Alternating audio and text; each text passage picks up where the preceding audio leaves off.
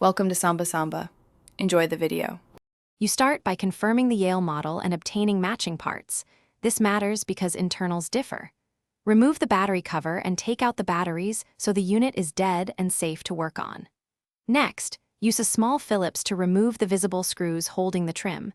Keep the trim supported so it doesn't drop. Once done, lay components on a cloth in order and photograph their positions to avoid confusion when reassembling.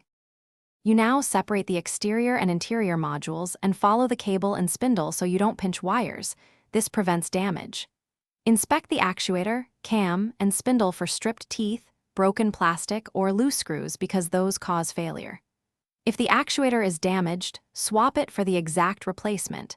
If the spindle is loose, tighten retaining screws and reseat it. Use a small amount of graphite on metal parts.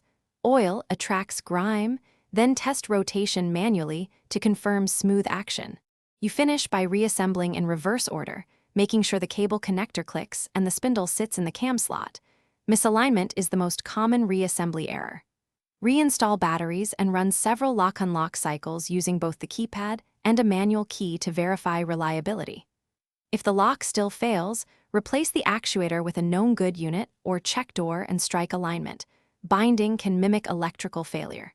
If nothing works.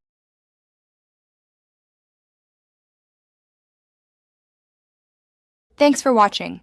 Consider subscribing if we helped you.